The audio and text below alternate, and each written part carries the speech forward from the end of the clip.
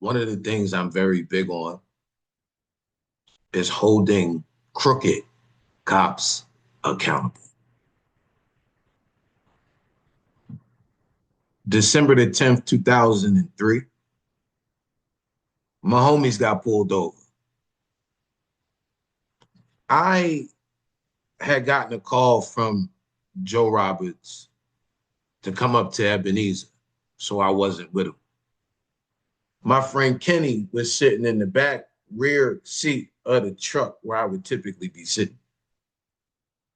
My friends got pulled over. My friend Kenny got shot point blank range by a fully automatic assault rifle by a Muskogee County sheriff. They never even claimed he had a gun. Mistaken identity. I call it divine intervention. Since that day in my life, I've been fighting hard for our Black boys who've been the result of police brutality and violence. November the 3rd, 2020, last presidential election. I was in Philadelphia, be reminded they arrested an old white boy with a 50 cal during that period. I was leaving a voting rally in Philadelphia, headed to a listening party in Wilmington, Delaware. Got pulled over on the George Platte Bridge. Philadelphia Police Department. Extracted from my vehicle was looking down the barrels of their guns. And a crowd had accumulated. They was yelling, "Give up the gun, give up the gun, give up the gun, give up the gun, give up the gun." They had no gun. They had extracted me from the vehicle. I had these loose pants. I wiggled them. They dropped. I ain't had no drawers on. Excuse me, ladies. High five. I said, "Listen, man, the only weapon I got, use this unless you're a pretty girl." They riddled me with tasers, shot me in the crown of the VP, took me off, and held me illegally for 6 days. Never made it to the listening rally. Was missing in action for 6 days, had everybody worried. That experience shook me. Denied my ability to vote, true. But it's one thing to be on the backside of fighting for when it happens to someone else. It's something different when it happens to you. I've been dealing with fighting for Black boys against police for shit, 17, 18 years. I was emotionally taken back. I heard of some challenges that a lot of my mentees and some of my students in the A was taking place. So I said I was going to back them up, and it would have did me good. Get back around Ebenezer and reflect and try to put it into order. And I had a disagreement with Issac Frosted Flake Farris. We never agreed since 95. Like, you know, it's a part of our history. So it's a reality that Dexter killed the youth department in 94. He didn't know the impact in him it was going to have. It was fixed. Yoki fixed it. A couple months later, Dexter was back. Now, Dexter has an excuse. His father was murdered when he was 7. He never really participated in the youth group. So he didn't understand everything that went on behind the scenes. He didn't. And, I mean, he lost his pop. Trying to come up with a way to get a bag for his family. Ain't nobody mad about that. But you know who capitalized on the situation? Who ain't had no excuse, just ulterior motives against the young black community? Issac Farris, bitch ass. I mean, my man grew up on his mama's lap, stiff arm everything anybody young urban or hip hop wanted to do if you didn't bow down and kiss his bitch ass ring. And because of the respect of his mama and everything his mama went through, all the elders said, huh? Well, now, you gotta understand, this bitch ass nigga 15 years older than me. So I can attest to the fact that he's always tried to have his foot on the neck of the 15, 16-year-olds. You know how? Because the youth department they killed, now down south, they might not have did that. But up top, you know, we got the Belgrade Basketball League. You know who the star of the league? The point guard. That's me. So when Yoki brought me down here to come talk to the young bucks, my equivalent down here, play a little ball with them, kick it with them, try and mend it. You know who they got the biggest complaint about? Isaac. You know, then it was like, all right, I'm gonna hang out a little bit to have Yoki back. You know what's been consistent? Isaac that had his foot on that particular demographic of youth his whole friggin' life. Now it wasn't really no beef too much because you know that's what you'll do. That's your people thing. But when Coretta had her stroke, you know, Isaac got to become the president of the King Center in September 2005. It's a King Center and it's a King Association. Cynthia Dolores Nottage, Tucker, and Coretta Scott King and Rosa Parks, they besties. You know what happened in October? Cynthia Dolores Nottage shut her eyes. Isaac, disrespectful ass, curbed everything we wanted to do to celebrate her. A couple weeks later, Rosa Parks shut her eyes. Isaac curbed everything we wanted to do to celebrate it. 3 months later, Coretta Scott King shut her eyes. That was the first round of mama. Now, you know, Yoki was under a lot of tension. That May, or what is that? King Holiday 2007. Isaac and Shannon, Frosted Flake, faggot ass, had it all set up on some joint. Everybody know Yoki was prophetic. She was like, this fat glitter ball Luther ass wannabe Sambo Jones ass nigga ain't introducing me. Where KJ at? Yo, you know I don't even do that. Get up there. Okay. Just didn't argue with the Yoke Meister. 5 months later, she shut her eyes. That was heavy. Bernice went behind the desk and I don't know who I'm talking to. God don't make no mistakes. And until about the last couple of days, I just realized that was the voice of the Lord through that girl. Otherwise, I thought that was a hell of a mistake. You know how? Because it empowered Isaac and Alvita to go fucking ham. I mean, that AD King Foundation turned up the same month Yoki died. I mean, damn, at least let shit get cold. Weirdo. And they acted like they was doing something for youth. I mean, 2011, bro. Like, I threw the watch night party in Freedom Hall. The next week, my mama died. I ain't looking for this nigga to say shit. My mama don't want to caught up in that shit. Period. But March 15, 2011, Amazing Grace Bank Sullivan died. This bitch nigga said shit. Now hold on, homie. Martin Luther King got Operation Breadbasket from Leon Sullivan because Amazing Grace told him to.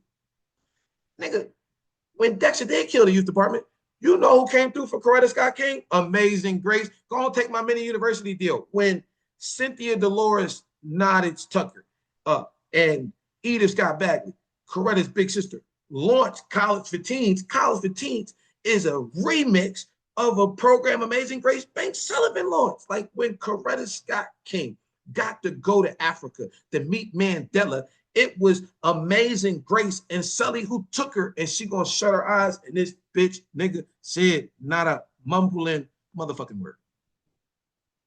Ooh. Right, ring his neck. Cat's like, okay. June 11th, 2011, Edith Scott Bagley died. This is Coretta big sister. Listen, her mentor. Listen, when it be no King Center, the King Center, 3 main women behind that building. Coretta Scott King, Edith Scott Bagley, and the great Dr. Willie Christine King Ferris. Everybody else just helped. Nigga, this bitch ass nigga, because he trying to get this political bag with Alveda and based on some other shiny shit that Alveda wrote this fuck ass letter disrespecting Coretta Scott King and wishing death and sickness and all this other shit on her and her children and all this shit. So Alveda always been jealous of freaking Yogi. It just is what it is, all right? And truth beholds, Naomi's a little jealous of Coretta. It is what it is, all right? So you don't get involved in that shit. But you know what you don't do? You don't sit down and shun Edith, the great ESBs. You put all this work in. They come up with this false narrative of friggin' Naomi just so you can sell some political shit and get justification, some federal funding. Hold on, homie. Like I launched the A.D. King Foundation. That the one real march they had in 2012. I'm the one who organized 1,000 kids marching through the joint like that. You feel me? Like you literally see me. Like after you see that march, the only real march with 1,000 kids from Booker T. Washington High School over to the Georgia Dome. I'm holding the bullhorn from Naomi on the dome. You see her go by. You see me marching the boy scout troops in the sheriff's spy. Then you see Brenda Davenport. Shout out to her, believing soldier Christian. You know, she brought out for the babies. Sitting up on that float, being celebrated for the work she put in. Like I put work in for our babies. And this case and this weirdo we going to unpack, y'all gonna see this the nigga that had me in that same courthouse. March 7th, 2023. I don't know. They said Naomi dropped concrete code March 7th, 2024, a year later. Today's satanic ass is having me in there with that federal courthouse. And I'm gonna tell you why. Because Selma is something magical, something amazing. And I only missed it 2 instances with this heritage sanctuary. March 7th, 1999. I wasn't there. You know why? Because I was there because they was marching out the Heritage Sanctuary into the Horizon Sanctuary. And then this March 7th, 2023, I wasn't there because I had to be in the Richard Russell building answering these fraudulent last charges I'm out to unpack for y'all. And because I wasn't there, our daughters had to re-scramble and re-put some things together. You're going to see how where I asked this fuck-ass officer, let's reschedule it because it's such an important date. But it was intentional to have me there and not at that date. Let me tell you why. Because on the 50-year anniversary, last time we had any president there, that was when we had Barack and Michelle and John Lewis and all that. And in between then and now, the A.D. King Foundation had all these fuck-ass lies and manipulation and rewriting about the shit with Selma. And now Biden about to show up. And it ain't got nothing to do with Biden. So I'm saying, I don't know, y'all defer however you want. I don't want to get, broadcast, so I'm saying like that. But I'm going to say, it was because since Biden was going, all these other folks was going, all of a sudden, well, we want to make sure K not there. So this nigga uses the National Park Service for me not to be there. They ain't never been involved in our kids, don't care about our sons, our daughter. And help me. Our daughter's re-scrambling. One of my babies, my superstar achiever, one of my daughter's best friends, she was murdered March the 8th in Alabama. Now, she from here. She was over there. And the reason she was going to school over there is because of sports medicine. If you don't know, I broke the tibula and fibula in my right leg. That little case she got hanging around her chest means something real major to me. I'm lost one of my daughters in this bullshit. Now we unpack. I'm telling you that my opinion of what the fuck it was from. Now, Isaac and Shannon, these two motherfuckers so despicable. These bitches set it up so perfect to make it look like it was Warnock or it's Young Buck Vaughn. Let's unpack this boo-boo. Listen, y'all know in the hood, we need the paperwork. I got the discovery. It's like, you got the National Park Service discovery. Listen, my father ran the United States Marine Corps EOD. What you think is going on? And my son was with me, y'all. So this is the weirdo they said I hit This nigga is 90 pounds. I'll put a picture of him up. The picture he took with me the week before when he was trying to get some shine and shit. Imagine that, right?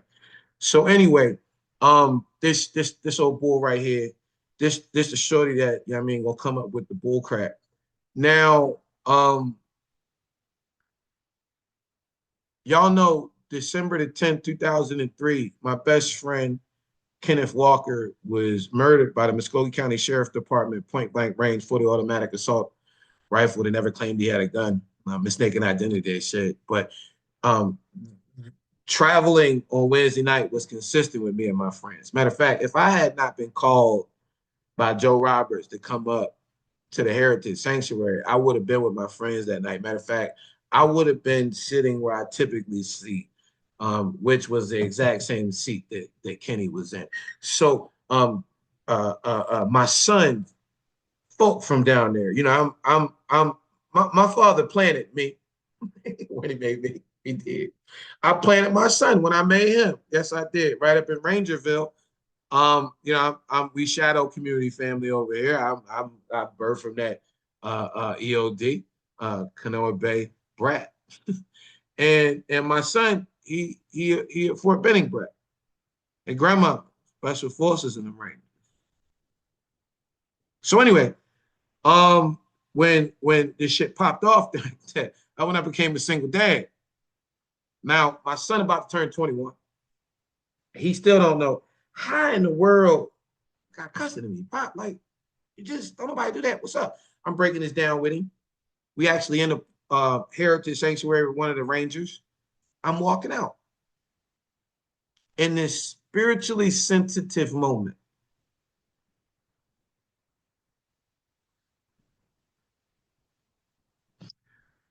I'm walking out. Now, when you come out the Heritage Sanctuary, you come out, you turn the door. I'm walking out. This weirdo, hey, Kay, leave me alone, dog, not right now. I took a picture with the weirdo before. Just the week before I post the picture, y'all can see him right now with my son's spiritually sensitive moment. I ain't got time for the buffoonery. He come outside, you know who I am, you know who I am, you know who I am. I don't know who the fuck you are. I'm gonna tell you who you is. You got to be new around here. Lower your mouth, man. We got, you know, I'm talking about Coretta Tomb right there. We got a mom.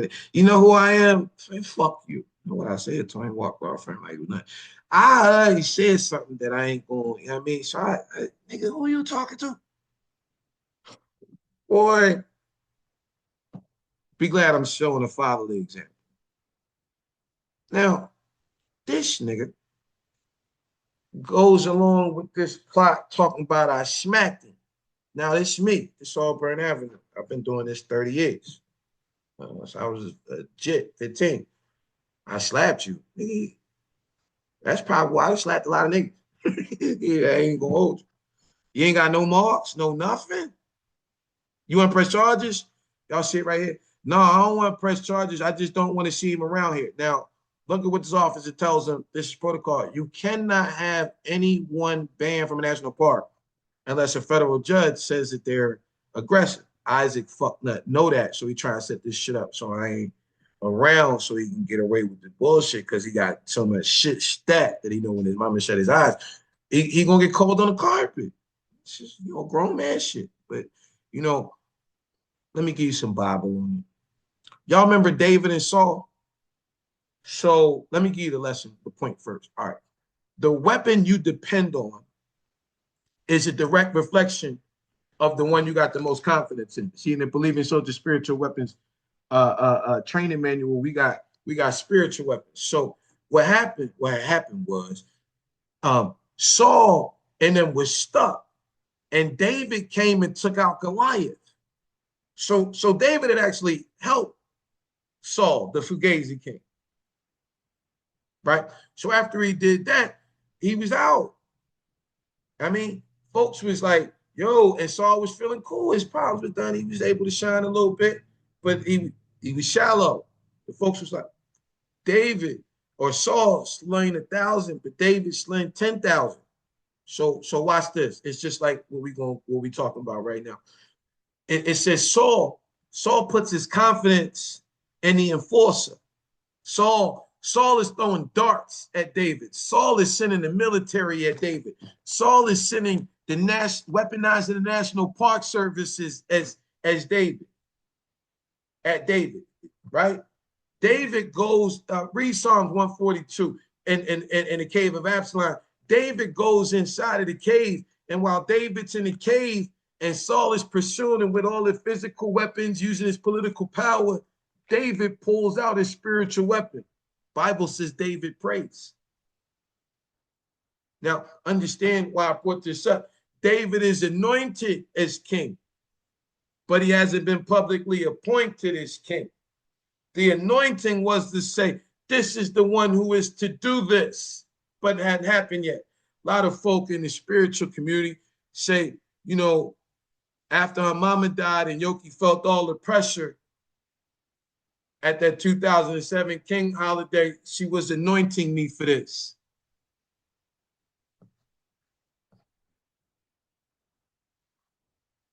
I learned something. There's the anointing and the appointing. But then there's this other period I didn't know nothing about. It's called the disappointing. See, there's the anointing, then there's the disappointing. And then there's the appointing. Well, what happens in the disappointing? See, God lives in eternity, we live in time. So God isn't preparing the blessing for us. He's preparing us for the blessing. You might have missed it. Let me get back to this thing here. So what we talking about? We talking about spiritual wickedness in high places. Now, the original officer, my young buck Frank, he said he had him write statements. Did they want to press charges? They said, we'll have a decision tomorrow. We just don't want him here. And he told him the only way to get that done is to have a judge do it, and involves pressing charges. Boom. The next day, Frank says he walked up on me and asked me if I slapped the nigga. Now, I'm going to release a lot of body cam. I don't know why Frank doesn't have any body cam with me admitting this. This young boy got a career at another site, so I ain't going to, throw him under the bus. I'm just saying if I got all these body cams, with a body cam with me saying this, saying I slapped him. I ain't say I slapped him. Tell y'all what I said. I said, well, it took place on Auburn Avenue. And even if I did slap him, because I know how this thing played out, it would have been a battery and we would go down to APD. Only reason you got it because they trying to remove me from the park. That's what I said. And if so, and if we went on another level, then he on Auburn Avenue. What, pray tell, authorized him to pursue me? Because if I'm on Auburn Avenue, he's saying something happened in the building and we outside, you pursued me from your post, you in a gift shop. There's money in there. You left all that stuff exposed so you can come outside and confront me. What's really going on here? Now, later, you're going to see the Ebenezer security try to provoke me the same way and then make a false police report, but we ain't get there yet. All right. First, you got to see the response to Isaac's crooked officer in his pocket who sets it all up. I'm getting to it. So now, boom, this is the very important part here. Do you want to press any charges? No. Let's talk about this Ebenezer security, because you're going to get this clip. Ebenezer security talking about, oh, well, the camera broke. Now, wait, because it happened right in front of the camera. Well, can we get the camera? No, the camera system broke. Now, wait a minute. What they don't know is another clip y'all going to see with me walking through, touring y'all of the Heritage Sanctuary, how it used to be, and me sitting down at they brand new and turn the education office into a video room. And so your camera don't, I'm just saying. You don't even need a lawyer. Stevie Wonder could unpack this in the dark. Now, let's look at the dates. This is December the 9th. This is December the 10th. This is December the 28th. This is like 2 weeks later. Now, so you understand, false report of a crime is a crime in Fulton County. So I want to know who came up with this bullshit. I'm finna press charges. I'm the victim of the crime. When I'm contacting this officer, I'm the victim of a crime, saying a crime has been committed against me. I'm knowledgeable of the crime, looking to file charges on the individuals who made the crime. However, you as the supervisor have to give me the report so I can report that crime. You know what he's gonna do? He going to set John Vaughn up. Right? Why? Because I just called him and told him a crime took place, false report of crime. It's been 2 weeks. So his report isn't going to be that he gave me the report. He's going to call the person up that he thinks I'm going to lock up. He thinks it's Vaughn and not Isaac. He knows it's Isaac. In the text message, I already told him there's some King family shit. Right? So he's going to redirect it over to Vaughn because Vaughn knew a little gullible, and Vaughn going to go along with the narrative. It wasn't Warnock. He wasn't even in town. All right. I already got somebody that I ain't going to throw up here that I know. So instead of giving me the report, he says he was contacted by me. Y'all, I'm going to put the report up so I can read it, right? But and then he says, this is what he did. After reviewing the report, he contacted the parties. Well, why are you contacting the parties? Because I'm about to have them arrested. Hey, y'all about to go to jail unless y'all willing to testify. And even when I looked at this, look at it right here. I didn't believe I had sufficient evidence to charge Robinson without their cooperation. Now, the dude who said I slapped him, he didn't already realize that, you know what I mean, the repercussions of this shit. He go to jail for lying and all this shit. So he ain't not even going along with this shit no more. All right. So now this officer is gonna get the other girl from the gift shop. All right. This girl got a nasty spirit, whatever. Both of these motherfuckers knew shit, right? And when this girl tells the story, y'all see this here, it says it was in the gift shop. This girl, so green, she gonna sit down at Deacon Marvin Brinson's desk, my OG. Now, a lot of niggas ain't close to my father. Deacon Marvin Brenton was close to my father. Come up with this whole story. This my youth. I birthed this fucking youth department. I'm personal. This girl gonna sit down with this old white cop and come up with all these ideas about locking me up based on the youth. It's so, I'm gonna unpack it for y'all. I'm gonna let y'all see it. So here go my man report. He said I contacted him. It's a little. I'm still emotionally. I gotta go through therapy for this shit, y'all. Being real with you. All right. So, I mean, y'all can just see what this shit. I mean, and I ain't going. My OG Brinson was dying, y'all. He done wrote for us. Fuck this whole 30-year June. Like my OG that I talk, you know what I mean? Like,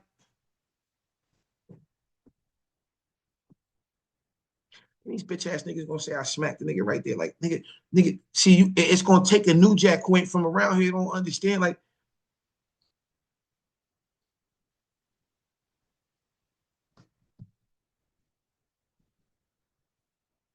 Mama Alberta got shot in the sanctuary.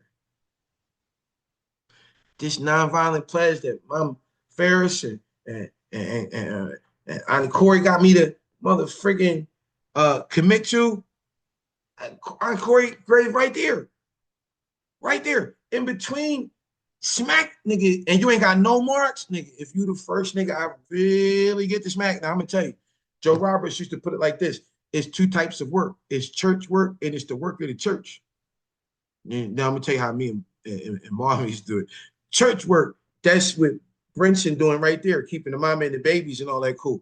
The work of the church, that's outside, making sure don't shit come in there, messing with our mamas and our babies. That's what that is. And they gonna violate that. I apologize, I digress. Where the frick was I?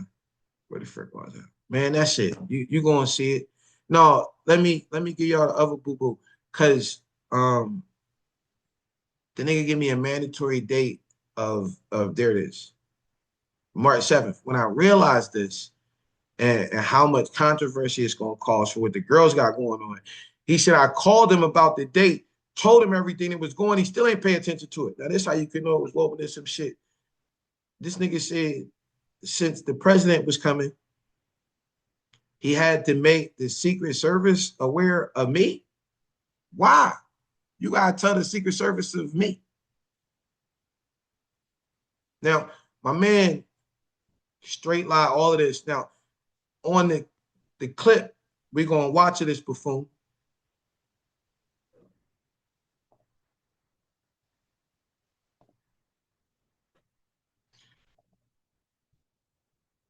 What, you thought I wasn't playing the clip?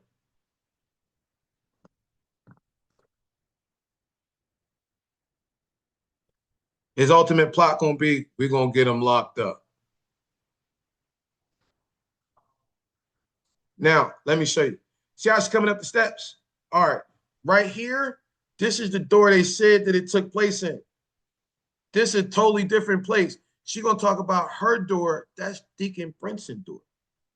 I mean, that's. See, I told you this thing got me so bad. I'm all discombobulated.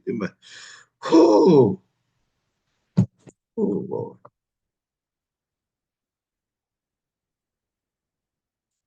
Now, hold on, y'all. This how you know this girl prep. What West Indian girl refers to a black man as an assailant? You know she prep. Listen to it.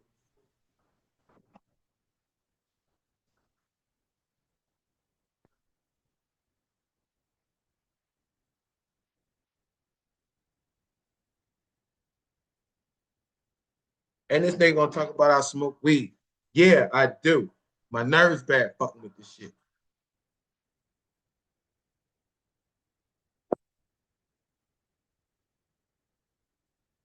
Now, I paused this for a reason. Coretta never got to meet Lil Yoki. So the first idea she got, a thing, close to a grandbaby running around is Yoki's godson. You know who the freak that is? The same kid.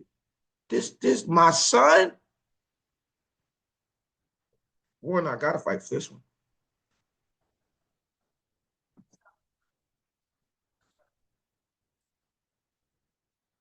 Now hold on. Did I hit him right? I assault him right? Listen to her story.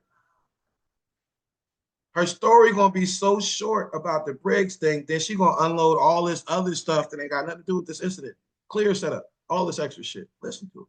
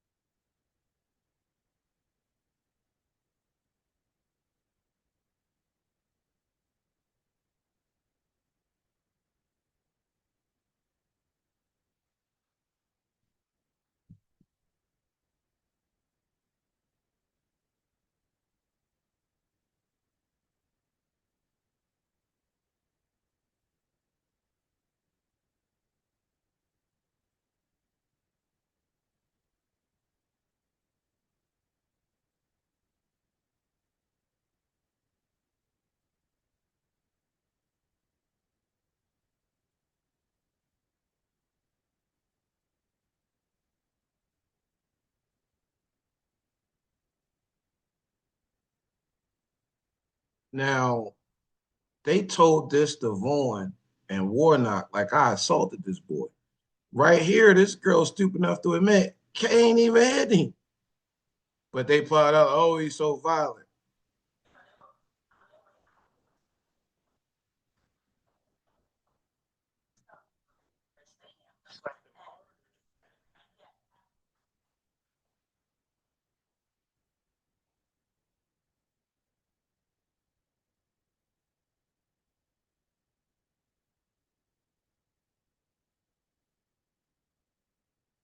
Now this lady is going down create this new narrative. I've been in here for 30 years. Nobody know me. I'm a neighborhood.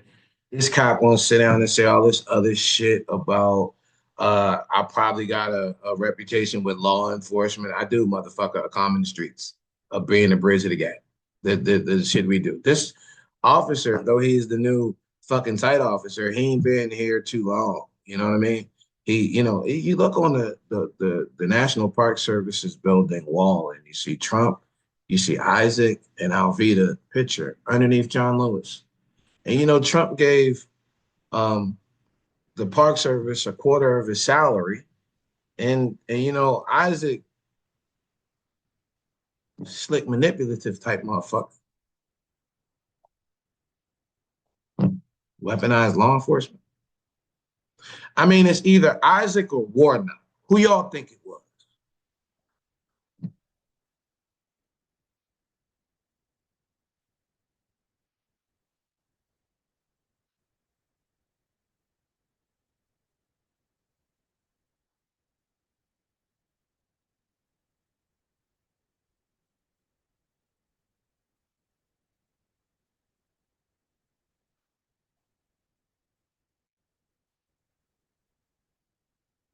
Now, this is where it get good.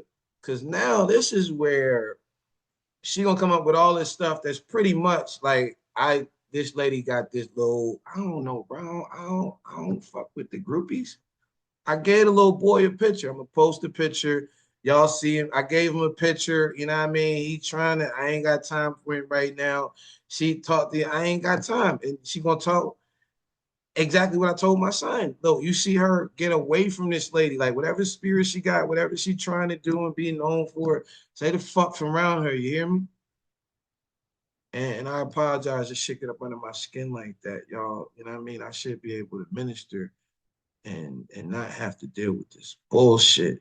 But y'all know I almost got killed by the fucking police 2 years before. So then I should be able to make sure everything is right while my old head just rested and not even worry about the situation I've been through. But look at this fool.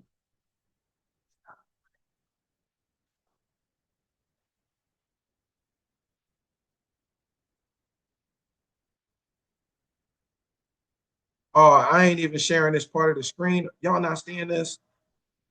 Y'all are hearing it but not seeing it. Oh boy, oh boy.